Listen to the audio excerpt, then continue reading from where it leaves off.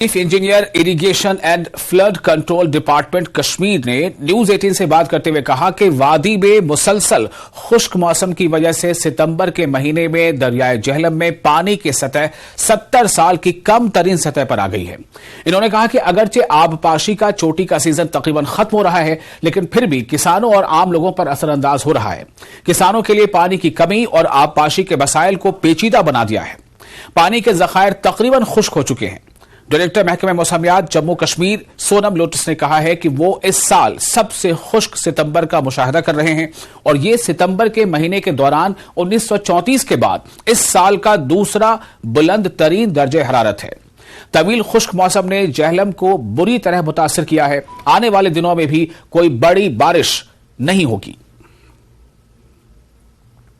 सबसे पहले तो मैं ये कहना चाहूंगा इस सीजन में सितंबर अक्टूबर में अदरवाइज आल्सो वैसे भी क्लाइमेटोलॉजी के हिसाब से देखेंगे तो इस सीजन में वैसे भी सितंबर अक्टूबर में जहलम के जो वाटर लेवल है वाटर लेवल बहुत कम हो जाते हैं। अदरवाइज रीजन बीइंग कि सितंबर अक्टूबर में यहाँ पे बारिश बहुत कम होते हैं वैसे भी, एक्सेप्ट सर्टेन मतलब कुछ ईयर को छोड़ के। फॉर एग्जांपल सितंबर 2014 है, इसी तरह मतलब अगर कोई 30 साल में 2-3 बार ऐसा हो सकता है, लेकिन नॉर्मली एवरेज की अगर हम बात करें तो सितंबर में ऐसे रहते हैं। लेकिन इस बार थोड़ा वाटर जिस हिसाब से जैसे मीडिया में आ रहा है कि ये 70 साल के बाद इतना ड्राई मतलब वाटर लेवल डाउन हो गया झेलम की, तो क्योंकि ये एग्जैक्ट कितना एग्जैक्ट ऑफिशियली ये 70 साल है क्या है वो तो इरिगेशन फ्लड कंट्रोल वाले ही बता पाएंगे, पर फिर भी ड्राई तो है, वाटर लेवल बहुत डाउन है। इसका मेन कारण है अगस्त और सितंबर में यहाँ पे वादी कश्मीर और लद्दाख में ऑलमोस्ट वेदर ड्राई रहा है।